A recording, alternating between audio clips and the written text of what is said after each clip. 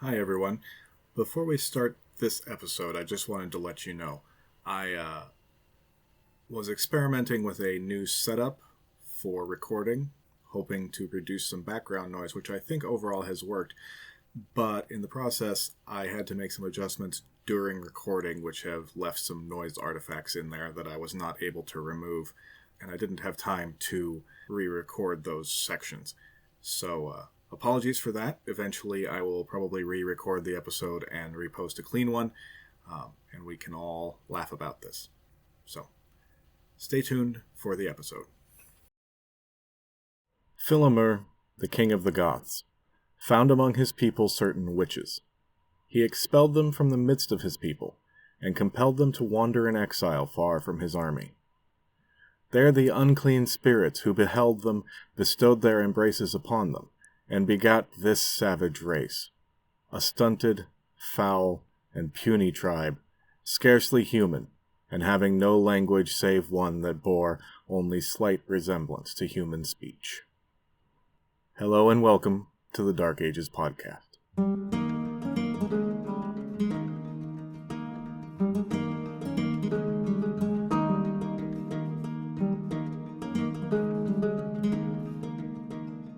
This is episode 6, The Whirlwind of Nations.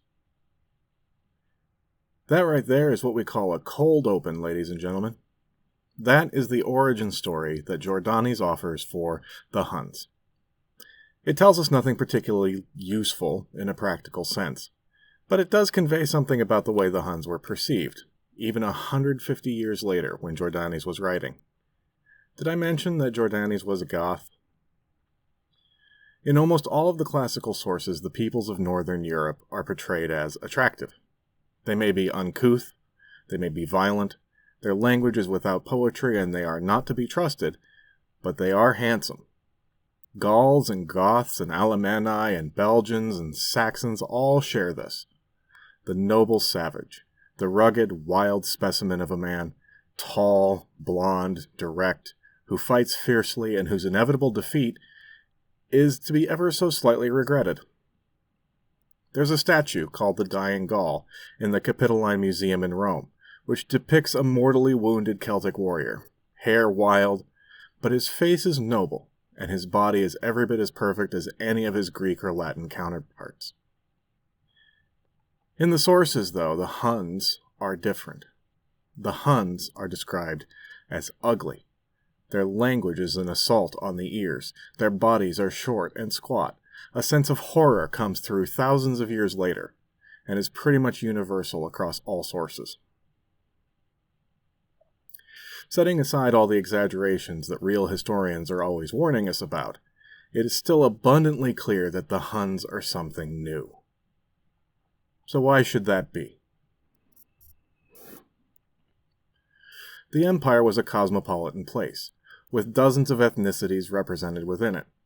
Racism, as we understand it, based on physical traits, was largely unknown.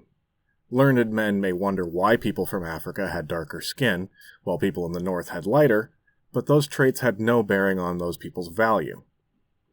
The difference between a Roman and a barbarian was in behavior, not appearance. The Romans considered their culture superior and looked down on any who lived in any other way, but what you looked like was pretty much irrelevant. So what made the Huns so different? There are a few specific things that may help explain some of their psychological impact. Barbarians, like I said, were people who did not live or think in a Roman way, and especially could not live under Roman law, and the Huns were very much outside the Roman way. In the same chapter that our cold open came from, Jordanes relays that the Huns displayed deeply cut faces, which suggests some kind of ritual scarification being done, which would have been far outside Roman norms. Archaeology also makes clear that at least some Huns practiced head binding, which is the deliberate manipulation of the growth of children's skulls, in order to make their heads elongated and higher crowned than they would normally be. The Huns' partner peoples, the Alans, also bound their infants' heads. There's a grave in France from the 4th century that gives examples of that. There'll be a link to that in the show notes, as well as some about Hunnic skulls being found too. The practice pops up all over the world at various times and places, but it would have been mostly unknown to the Romans. Appearing suddenly with scarred faces and bizarrely shaped heads, the monstrous reputation of the Huns becomes a little bit more understandable. Added to their seeming invincibility, and it's not hard to believe that these were some kind of supernatural force, not just a new border tribe. But who the heck were these people, really? Where did they come from? What made them so special that they could overwhelm just about any enemy that stood before them? This episode is going to deal mainly with that question. In the next episode, we'll pick up our narrative parallel to the Goths thread. I'm hopeful that with the groundwork we've already done in that long series, we'll be able to deal with the Huns a little bit more quickly. So here we go, wading out into the question of the Huns' origins, and I find myself in deep water right off the bat. The origins of the Huns has been controversial since the literal beginning. Jordanes tells us only that the Huns originated somewhere east of the Maeotic Marshes, which means east of the Sea of Azov. General consensus among modern scholars is that before they made themselves known to the Goths, they lived in the Kuban River basin, at the northern feet of the Caucasus, though they probably originated elsewhere further east. How much further east? Who knows? There's a controversial idea that the answer might be as far east as it's possible to go without actually being China. I'll come back to that in a bit, but I'm not quite ready to get into those particular weeds. What we know for sure is that the Huns were a people who originated somewhere in Central Asia. We know that they were primarily horse archers, as had been and would continue to be pretty much standard for people of the steppes. They were pastoralists, at least when they first appeared in the Roman radar, so they depended on livestock and hunting for their living, and showed no talent or interest in agriculture. There's a famous description that might help us picture them. Quote, "He was short of stature, with a broad face and a large head. Eyes were small, his beard thin and sprinkled with gray, and he had a flat nose and a swarthy complexion, showing evidence of his ancestry." End quote.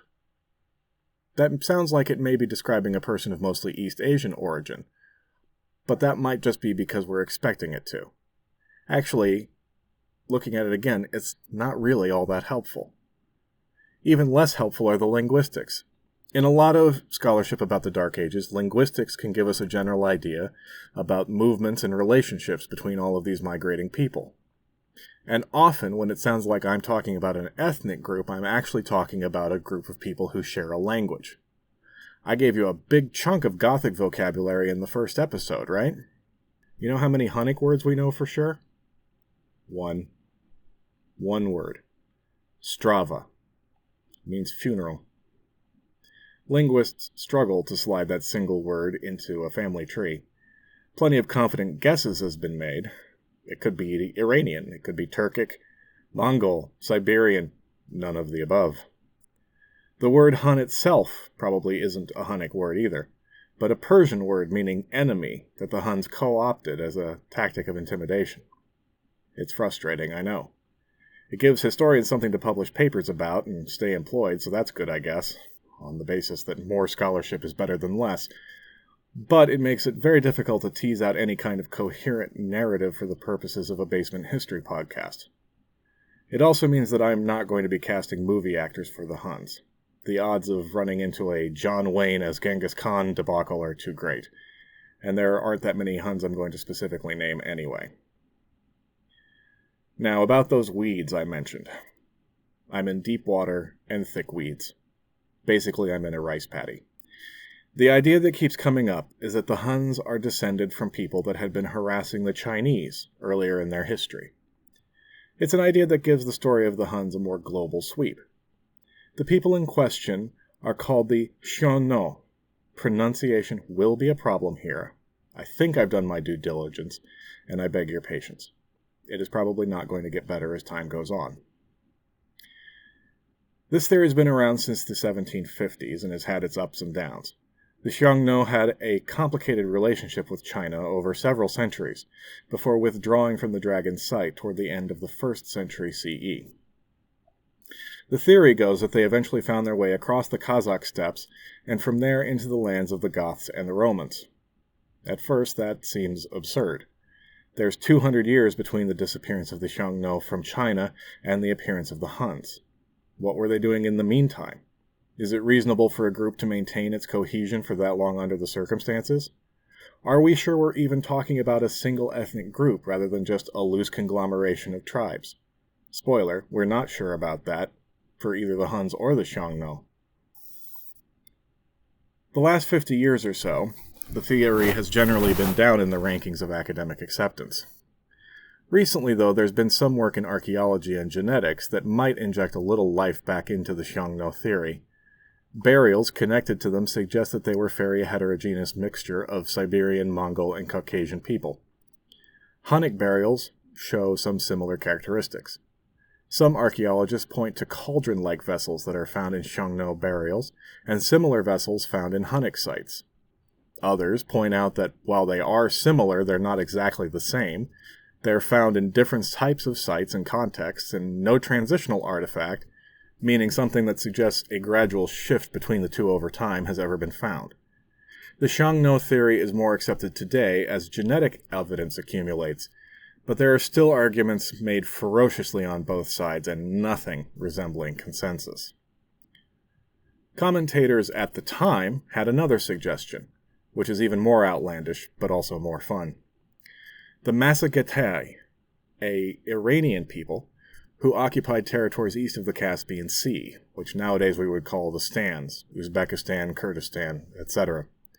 The Masagetai were known to the classical Greeks and were infamous in Persian history, most especially for defeating and killing Cyrus the Great under their great queen Tamaris in 530 BCE.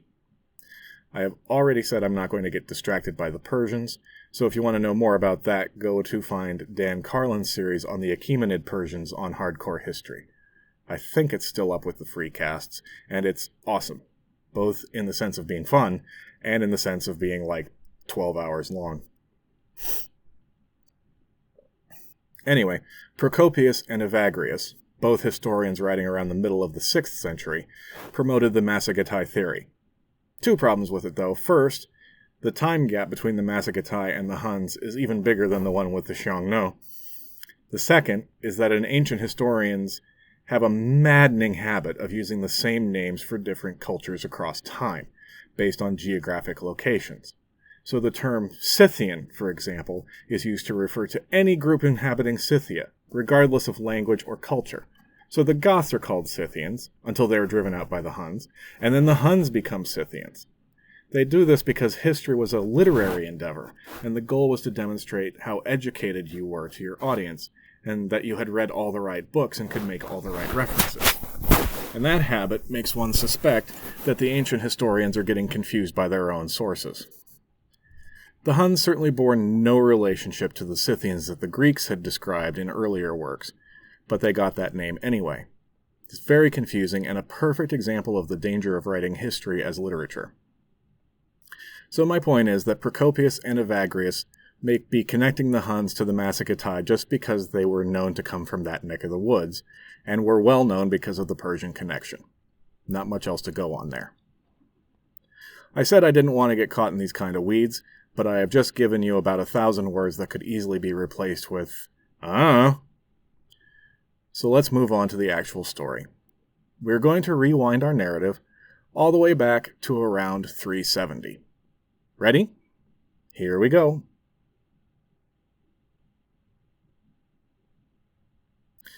Regardless of where they had come from, the first inkling the Romans had of the Hun threat reached the Danube garrisons sometime in the 370s CE. Something was happening on the eastern edge of the Goths' territories. Around 370, as we know, the Huns began to assault the Greuthungi. The king of the Greuthungi was Ermanaric, who you will remember from the excellent notes you were taking during episode 2. Ermanaric had ordered the execution of a woman named Sunilda, apparently in place of her husband who had rebelled against him. The husband had then scarpered. Her brothers took umbrage, as one might when one's sister has been torn apart by horses, and took their revenge by stabbing Ermanaric in the side, though the wound was not immediately fatal. It did mean the king was unprepared for the rigors of war with the Huns, though, and stood no chance against them. Ermanaric probably did exist, as he appears in both Jordanes and Ammianus Marcellinus, but the details they have to take well seasoned with lots of salt. Ermanaric's opposite number among the Huns is only named by Jordanes, who introduces a character called Balambur, the king of the Huns, but that title is almost certainly overstated. I'll talk more about social structure a bit later on, but the idea of a single king of the Huns only developed much later. Balambur is either a conglomeration of several leaders, the only leader whose name Jordanes had heard, or completely made up. I imagine the Grithungi who faced them in person were not terribly concerned about accurately reporting their attackers' names. The defeat was swift and crushing. Some of the Grithungi fled westward to seek refuge with their kin, the Tervingi. Others were brought under the Huns' direct control. It wouldn't be long before Gothic names began to appear in the lists of Hun military leaders. Very quickly they extended their control to the Dniester River.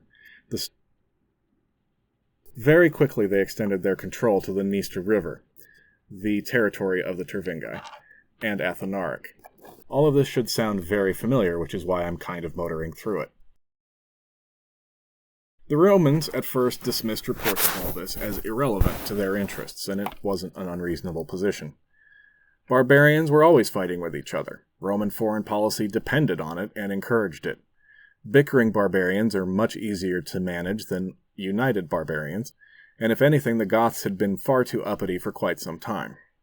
Besides, communication being what they were, most wars were over long before news of them reached the Roman frontier, like the light of a nova reaching Earth centuries after the event. That attitude was perfectly understandable, but in this case, perfectly incorrect. Athanaric, as we know, did his best to defend his people, but it was no good, and Fritigern took over and led the Goths to the river. We talked about what happened next at length in those episodes, so I won't rehash it all now. But why was it happening? Why were the Huns doing this? There are a few possibilities. First, climate change. If we accept that the Huns are similar to other pastoral people of Central Asia, then they would typically follow well-known rhythms in moving their flocks and herds. Changes that could disrupt those rhythms may push them to seek out greener pastures, literally. It's very difficult to prove or disprove this one, since weather data for 4th century Uzbekistan is, weirdly, not widely available. Second possibility, pressure from other peoples further east. The Huns are often described as the first of a series of dominoes that push other groups to overwhelm the Roman Empire. I believe I have made that put that metaphor together. Well, what if there's another domino before them? That's an intriguing thought, but as we'll see, the Huns were really, really, really good at war, and really, really scary. What would the people that could have driven them out of their lands look like? The fragmentary history of Priscus suggested that the Huns stood at the end of a long line of dominoes, who were started on the move by a brood of griffins, hell-bent on devouring every human being on Earth. I mean, I'm sold. Done. There it is. There's our explanation, everybody. Griffins. I mean, fracking griffins, man. Third possibility, and my actual horse in this race, is that it may be the material wealth of the Goths was visibly increasing thanks to their interactions with the Romans. By the 360s and 70s, that wealth may have been filtering out to the furthest reaches of Gothia, to be seen, traded, and envied by the neighbors. I posted a picture to the Dark Ages Pod Instagram, yep, got an Instagram now, of the patera, a ritual dish that was found in Romania. The wealth of the Goths was not on a par with the Empire, but that dish shows it wasn't nothing. Eventually the neighbors, among them the Huns, decided to go ahead and take some of that wealth for themselves. And in their raiding and conquering, they moved closer and closer to the Danube, and the richness of the spoils increased, drawing the Huns ever forward. This explanation tracks, too, in an odd way, with the story given by Priscus that Hun hunters followed a divine doe across the Maeotic marshes, and then, quote, the unknown land of Scythia disclosed itself to them, and the doe disappeared. The Huns, who had been wholly ignorant that there was another world beyond the Maeotis, were now filled with admiration for the Scythian land, and like a whirlwind of nations, they swept across the great swamp. Eventually and inevitably, the Huns reached the Danube frontier in person. They weren't, though, at this point a single entity. The shape of early Hun society is difficult to see from this distance. It seems at this stage the Hun horde was organized similarly to a lot of Germanic groups, being a loose confederation of highly independent tribes. Those tribes worked in concert as far as was beneficial, but were just as likely to compete as to cooperate, and decisions were made by a committee of chieftains. That led to a large number of free actors roaming around in and outside Hunnic territory, demonstrated by the presence of at least some Hun units at the Battle of Adrianople in 378, fighting on the Gothic side. We don't know how many of them there were or their exact role in the battle, but we know they were there. Groups also definitely took part in the wide-ranging pillage of the Balkans that followed Adrianople. It's clear even at this time that the Hunnic Confederation either recruited or enslaved, or probably both, other tribal groups. Most of them were Germanic, including the defeated Greuthungi, but some of them were further east, Iranic peoples closer to the Caspian Sea. In the post-Adrianople raids, sources mention Skiri, Carpadoci, and Alans specifically as peoples subject to Hun domination, and Jordanes provides several other examples that live back in Scythia. Alans, by the way, seem to be everywhere. Almost every single barbarian army has Alans with them. Aside from small bands that joined in raiding or appeared alongside other tribes here and there, the main body of the Huns stayed on the north side of the Danube. As a result, then, there's a gap in our knowledge. We can't be completely sure about what exactly was happening beyond the Danube after Adrianople. It's reasonable to assume the Huns were busily consolidating their power and making sure that the various subject peoples were cowed enough to be not a danger to them, and begin integrating them into their armies. There were certainly a significant number of those peoples by now, because the core Hun group wasn't large enough to fully replace the resident people. Nor would that have been desirable. Someone still needed to do the farming and crafting in order to keep the horde supplied, and the Huns certainly weren't going to do it. That's a common misconception with any of these large movements of barbarian peoples. It's easy to picture it as a wave that washes over and sweeps away all of the old inhabitants completely, and chronicles often present it that way. But the chroniclers are all of the landowning class, which were actually often swept away and replaced, and we're working with the secondary goal of demonstrating that these invasions were the punishment of God for the Empire's various sins. Those two biases go a long way to explain the catastrophism, which is a word I might have just made up, of those writers of late antiquity. I'm not saying it wasn't scary or that thousands upon thousands were not robbed or raped or made homeless. All of that's true. What I'm saying is that these aren't billiard balls knocking each other around, forcing entire people out of an area, or ants overwhelming and devouring a wounded beetle. These movements of people in this period are more like water being poured into buckets that are too small to accommodate it. Some of it is going to be displaced and spill out into another bucket. I might have needed to spend more time on those metaphors. What I'm saying is that the common people of an area were probably mostly left in place, with a new ruling elite of Huns being layered on top of it. It was almost 20 years before the Huns showed up in the Empire again. It may have been an attack of opportunity, since in the winter of 395 the Danube froze. The Huns took advantage of the moment to ride across and do some plunder. They ravaged Moesia and pushed westward into Pannonia, and then left when they could carry no more booty. Reading through the history of this period, it's really hard to imagine how anything productive could have been happening in Moesia after a few rounds of this. The poor little province got it in the neck at the end of the 4th century, and it wasn't going to get better anytime soon. We've already seen it with the Goths. You may remember that 395 was also the year that Alaric raised his people in revolt that took him down into Greece to face off against Stilicho. This Hun invasion was why. The lands the Romans had given to the Goths were not safe, and Alaric went looking for a more secure place. But as bad as it was, this invasion into Moesia was not the Huns' biggest attack that year. Instead, almost simultaneously, large armies poured over the Caucasus in the east, where they were absolutely unexpected. They overran Armenia and turned west, plundering deep into Anatolia, Turkey. St. Jerome, who was living in Bethlehem at the time and so had access to fresh news, wrote about them. Quote, "Behold, the wolves, not of Arabia, but of the north, were let loose upon us, from the far-off rocks of Caucasus, and in a little while overran the great provinces. How many monasteries were captured? How many streams reddened by human blood? Antioch was besieged, other cities washed by the rivers. Flocks of captives dragged away. They filled the whole earth with slaughter and panic. The Roman army was away in Italy and detained in Italy in the civil wars. May Jesus avert such beasts from the Roman world in the future." End quote.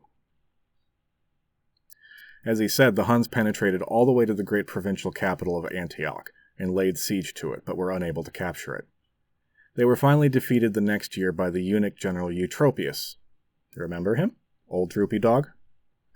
He was made consul that year as a reward, but the defeat did nothing to reduce the Huns' reputation for ferocity, terror, and sheer nerve. That these two raids happened within a few years of each other might suggest a conscious coordination, but I think the opposite's true. At the end of the 4th century, the Huns were undisputedly masters of the steppe from the Carpathians to beyond the furthest edges of the Black Sea, but they were still not a single political unit. No source names any single leader for any of these raids. The original model of fluid confederation remained in place, with tribes or clans forming and breaking alliances as was expedient. A group might come together for a large-scale coordinated invasion, but once the plunder had been divvied up, each tribe went their own way. It's reasonable to guess that the Huns who lived nearer the Danube raided into Thrace, and those that lived nearer the mountains raided into Anatolia, with no knowledge of each other's actions. That would begin to change, as the influence of all that plundered wealth began to make itself felt in Hun society, but the effects were not quite visible yet. Before finishing up for today, let's talk a bit more about what we know about that society and the material culture of the Huns, because it's interesting in its own right, and because it's a neat case study of the effects of contact between civilizations at widely different levels of development. For this section, I've relied heavily on a book called The Huns by E.A. Thompson, which is part of Blackwell's Peoples of Europe series. I'd already mentioned the Huns were pastoralists. That is, they depended on herded animals for most of their livelihood. Roman commentators note that their herds included every kind of domestic mammal: horses, cattle, goats, sheep, in vast numbers. Their clothing, we're told, was made from skins and linen, and worn until it disintegrated off of them. That linen's important, because at no point in their history did the Huns settle down and become farmers, and without farms there is no flax, and without flax there is no linen. So we have to conclude that from the beginning the Huns were engaged in trade with their more settled neighbors. That's a pattern you'll see over and over again. Raiding cultures alternate between predatory and commercial relations in order to acquire the things they need to survive. The Huns needed their neighbors in order to maintain their way of life, and they needed them to stay mostly functional and prosperous. The nature of a pastoral economy means that we have to adjust our image of these people. The word horde evokes an image of a vast mass of people all moving together. I see in my mind's eye a sea of tents with hundreds of thousands of individual men, women, and children milling around among them, along with huge herds of animals stretching to the horizon. Everything partially hidden by the dust kicked up by thousands on thousands of feet. But in such a scene of the entire nation gathered and moving as one, that's just wrong. Keeping thousands of grazing animals together in one place not only would be a managerial nightmare, it would immediately outstrip the fodder that the land could provide. And so as a result, Dr. Thompson calculates that the probable number of fighting men a Hunnic tribe could put in the field would be about 1,200. That's based partly on the considerations of finding enough fodder to support the herd. So we're looking at groups of 1,200 fighters or less banding together on an ad hoc basis to form these famous hordes. When not gathered for war, then, we have to imagine the Huns in much smaller, independent groups moving their animals from pasture to pasture.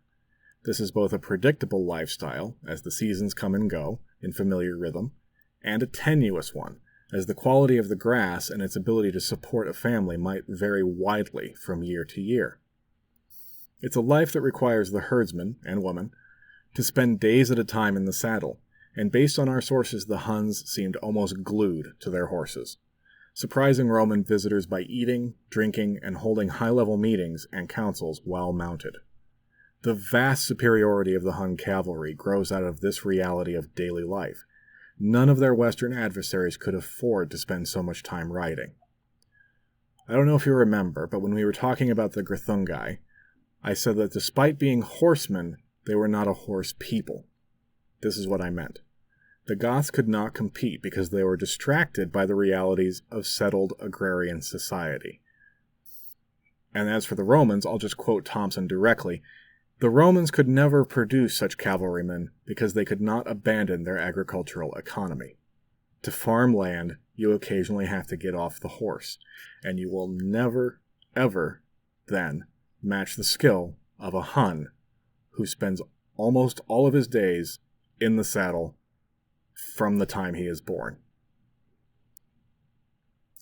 Even the best-trained cavalrymen of the Empire or of the Goths could not match the Huns because they had to be made, while the Hun warriors were born. Part of those warriors' effectiveness depended on speed and flexibility, so armor was on the light side. They often carried shields, and as their contact with the Empire grew, they adopted those parts of Roman defensive armor they could get their hands on and were compatible. But mostly the greatest protection for a Hun horseman was his speed and maneuverability. In close combat, swords were used, often in tandem with an entangling lasso or net. Some examples of those swords have been found in burials. They are straight, rather than the curved saber that you would associate with later cavalry, and they're not particularly distinctive or of particularly high quality. The scale of metalworking that produces good, numerous swords is simply impossible in a nomadic population, so most or all of these swords were acquired by plunder or trade. The star of the show, though, as you probably know, was the bow. The Hun bow was a shockingly powerful weapon used with unsurpassed skill and to devastating effect. Honestly, it's hard not to rhapsodize about the bow of the steppes. Unlike a sword, a bow can be made from materials that are easily available to a steppe herdsman. Relatively short, it makes up for its size in its construction, of laminated wood and bone held together with bone glue and reinforced with stays, also of bone, near the center grip. Sinew would provide the string, and animal grease keeps the whole thing limber. The exact nature of the Hun bow is another matter of contention among some scholars, because of course it is. Some suggesting it was actually larger than other bows of the steppes, which made it even more powerful. Others point out that a longer bow would be awkward to use on horseback, to which others still respond that the problem would be solved by an asymmetrical design where the lower arm is shorter for the movement across the horse's neck. There are a few things more fascinating and irritating than a nitpicking debate between military historians. Or worse, between commenters on a YouTube video about military history. To me, what seems likely is that each tribe or even each individual bow maker had their own style, and so it would be expected there would be variations in bow constructions across the horde.